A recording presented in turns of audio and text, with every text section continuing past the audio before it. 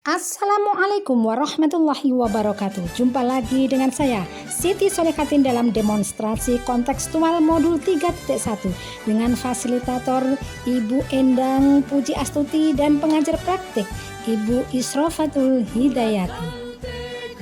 Capaian yang diharapkan, guru penggerak secara aktif menetapkan tujuan, membuat rencana dan menentukan cara untuk mencapainya dalam meningkatkan kompetensi dan kematangan dirinya.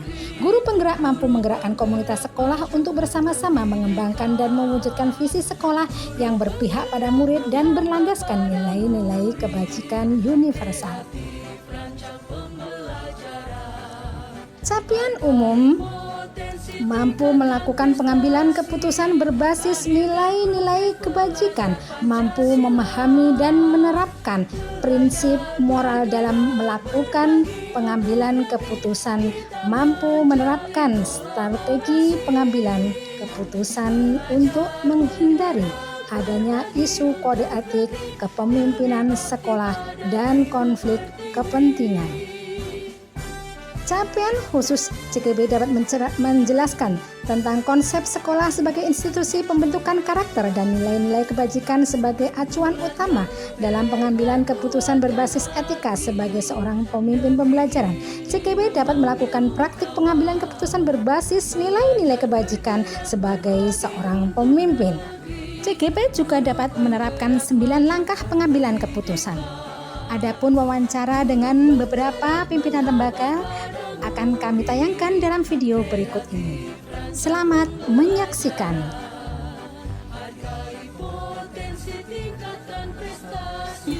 Ini adalah wawancara saya dengan Kepala Sekolah TK Dharma Wanita 3 Purwokerto sebagai pimpinan saya sendiri.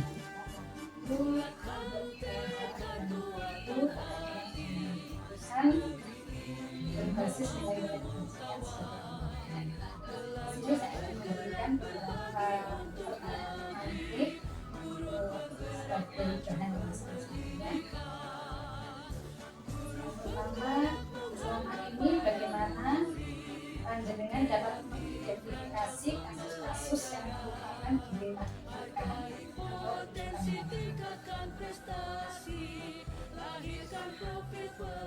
berdasarkan pada nilai-nilai kebajikan misalnya keadilan,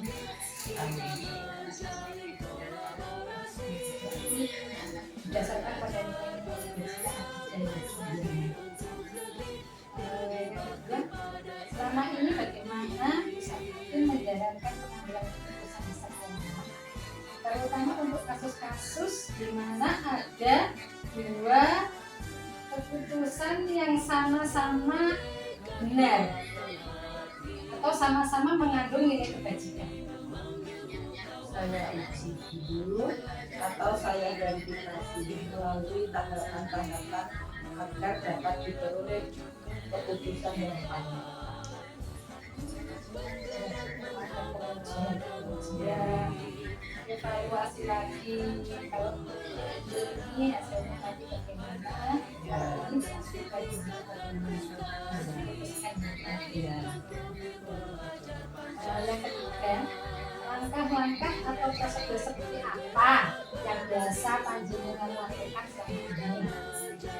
Yang pertama, saya amati dulu kasusnya, kemudian saya lakukan rapat untuk memperoleh keputusan. Bisa kasih menerapkan rapat untuk mencari keputusan bersama agar lebih mantap. Lalu yang selanjutnya, hal-hal apa saja yang selama ini Bu Safatin anggap efektif dalam mengambil keputusan pada kasus-kasus dilema etika? Mempertimbangkan nilai-nilai kebajikan yang besar. Kedua, mengadakan musyawarah bersama. Musyawarah itu Ya, menjadi hal yang tertentu. Ya. Nah, yang kelima, hal-hal apa saja yang selama ini merupakan tantangan bagi Bu Safatin dalam mengambil keputusan pada kasus-kasus dilema etika? Ada dua keputusan yang sama-sama berat dan sulit untuk dipilih. Terkadang ada seperti itu padahal harus diputuskan. Yang selanjutnya, apakah pusat paten memiliki sebuah tatkala atau jadwal, misalkan jadwal tertentu dalam sebuah penyelesaian kasus dilema etika? Apakah pusat paten langsung menyelesaikan di tempat atau memiliki sebuah jadwal untuk menyelesaikannya? Bentuk atau prosedur seperti apa yang pusat paten jalankan? Tergantung dari masalahnya. Kalau masalahnya berat, tergantung dari masalahnya berat atau ringan. Jika ringan, maka langsung akan saya putuskan. Jika berat, saya akan adakan musyawarah.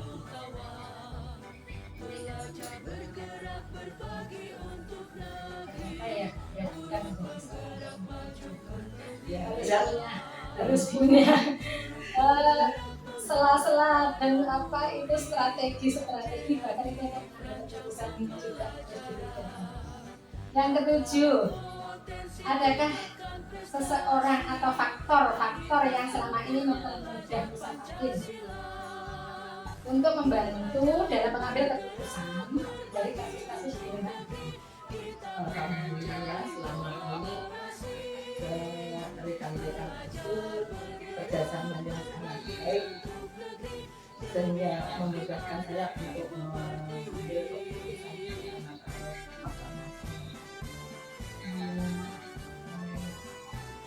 Lalu selanjutnya, dari semua hal yang telah disampaikan, pembelajaran apa yang dapat pusat paten petik dari pengalaman pusat paten mengambil keputusan di mana? Mengambil keputusan berdasarkan nilai kebajikan serta musyawarah. Dari musyawarah itu dapat membantu saya segera mengambil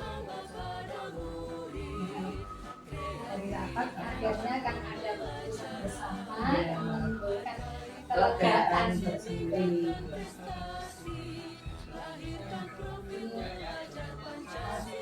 Alhamdulillah ini sudah bisa paten memperbaiki saya, wawasan saya ternyata mau menjadi seorang pemimpin harus bijaksana sesuai dengan nilai-nilai batin. Terima kasih atas Kemudian wawancara dilanjutkan pada TK Dharma Wanita 1 Purwokerto.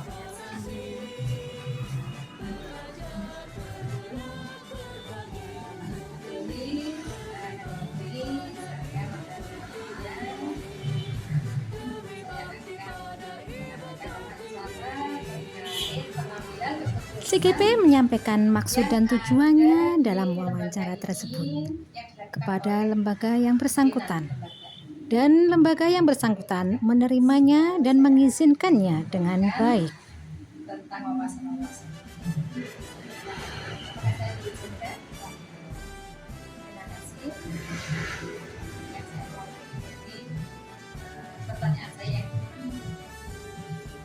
Selama ini bagaimana Ibu mengidentifikasi kasus-kasus yang merupakan dilema etika atau kejutan moral? Langkah yang pertama adalah sebagai pengumpulan yang pertama, kalau itu mengenai masalah anak, maka orang tua tidak ada saya kita bicarakan. Kalau sudah bisa selesai, kita harus bisa kita minta pendapat.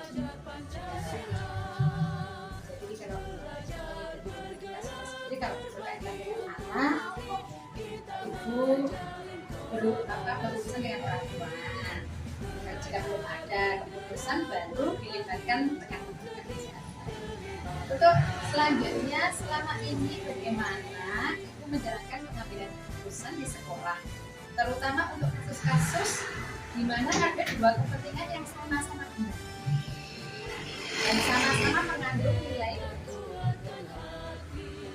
Yang kita ambil adalah kita pertama mengidentifikasi masalah. Dan yang kedua, kita supaya nanti bagaimana enaknya caranya dua belah pihak dan tidak melanggar kepentingan. Dan yang kita ambil kebijaksanaan di lembaga ini. Yang kedua juga kita bisa ya mengambil atau memberi wawasan atau mencari yang sesuai dengan aturan masyarakat di sekitar lokal kita.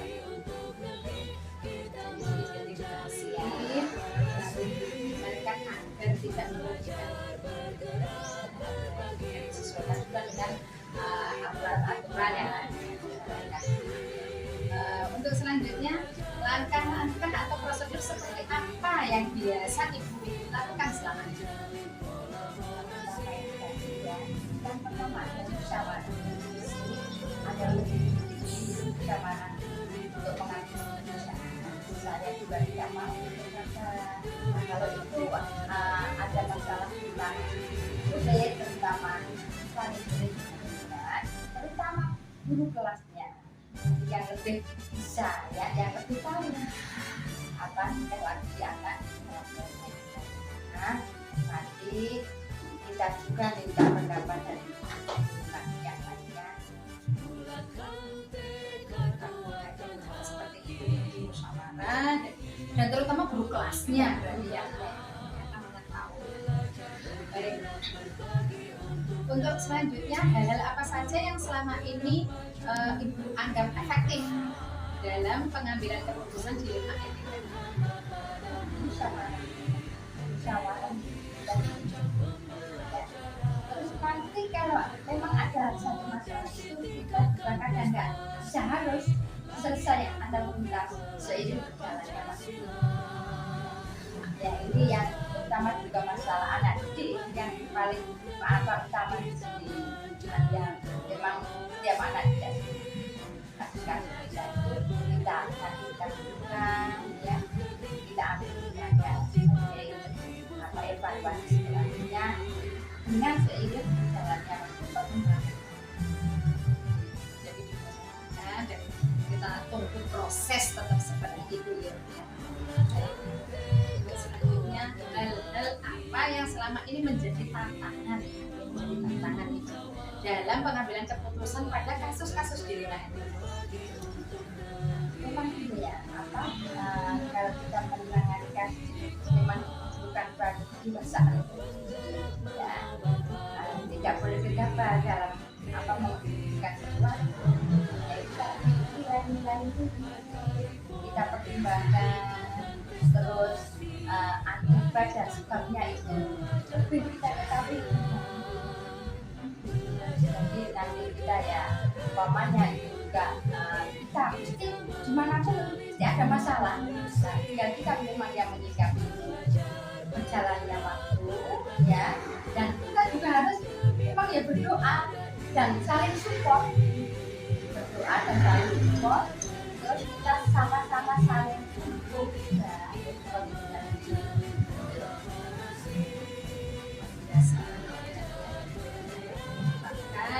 Sebab akibatnya nanti apa itu dipikirkan, terus apa itu saling support ya, dan tidak lupa berdoa itu ada ya untuk menghadapi pasangan. Lalu selanjutnya, apakah Anda memiliki sebuah kala atau jadwal tertentu dalam menyelesaikan sebuah kasus di lembaga etika? Apakah langsung menyelesaikan di tempat atau menunggu berapa hari atau berapa bulan seperti itu untuk menyelesaikan? Kita lihat ya, kasusnya misalnya anak sama anak itu memang yakin tapi banyak kasusnya anak. Kita memang setiap guru kelas itu memang diharuskan mempunyai satu catatan anekdot. Nah, buku itu tadi kita catat bersamaan kita waktu ada pembelajaran KPM tadi. Nanti kita catat namanya anak sesuai dengan hari dan tanggal tersebut. Terus nanti besoknya kita kalau ada wali murid di sini catat si anak tadi yang kita bertanya kenapa. Biasanya kok nggak seperti ini, kok nggak ceria seperti biasanya. Dan biasanya wali murid itu memberi jawaban, ya Bu, ya maaf, memang kemarin ya itu di awal itu kayaknya kok nggak mau, dia agak malu-malu. Mbak, nanti kalau sudah masuk kelas juga itu kita juga punya catatan yang biasa mengetahui. Dan nanti kalau kok kakinya kok agak parah, ya kita catat. Terus besoknya itu ada evaluasi dari catatan anekdota.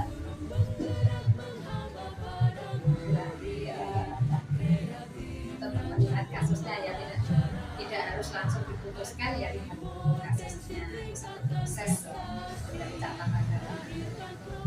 Lalu selanjutnya, adakah seseorang atau faktor-faktor apa yang selama ini mempermudah dan membantu ibu dalam mengambil keputusan? Jika memang ya manusia biasa ya, sebab terbatas. Yang pertama memang kita berdoa. Doa itu memang kan nggak bisa ya, nggak boleh harus sendiri untuk anak-anak didik kita terutama. Ya, seiring dengan kita berdoa, ya alhamdulillah, betul ya semuanya Allah yang membolak-balikan hati anak itu tadi. Ya bisa anak itu biasanya nakal, terus ya agak gimana lah gitu, nggak manut, tapi alhamdulillah bisa manut, bisa itu sama buku. Dan ditambah lagi kebanyakan anak kita tambah umur mesti tambah pintar, ya tambah ngertinya. Insya Allah ya, apapun pokoknya semangat, ya semangat, nggak boleh putus asa. Penting. Lalu terus kita berproses dengan semangatnya. Baik, luar biasa. Selanjutnya, dari semua hal yang telah kita bicarakan tadi, pembelajaran apa yang dapat ibu petik dari pengalaman ibu selama memimpin lembaga ini dalam mengambil keputusan? Kita semakin dewasa dalam menyikapi beberapa masalah, entah itu masalah anak didik, entah masalah sama-sama teman guru, itu mesti ya, kita bisa menambah dewasa dalam mengambil keputusan. Yang kedua itu memang ya bagaimana ya kita semangat bahwa kita itu bisa menyelesaikan masalah dengan izin Allah, doa juga.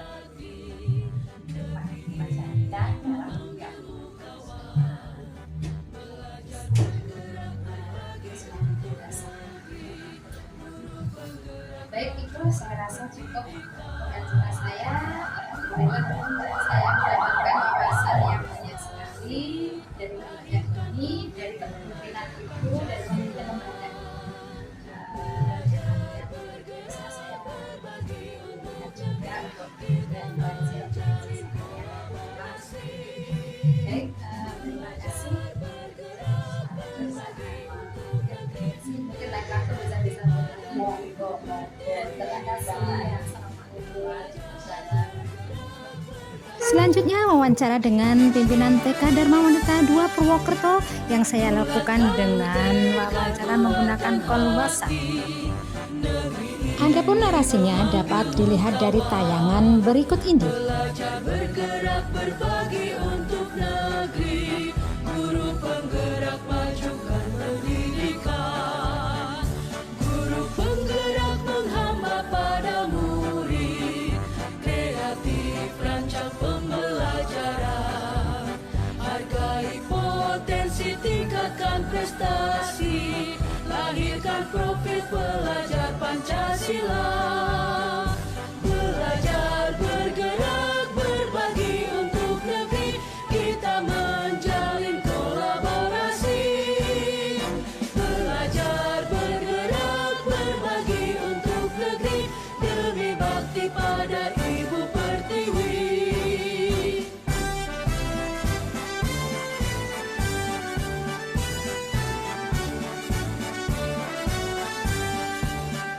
Bulatkan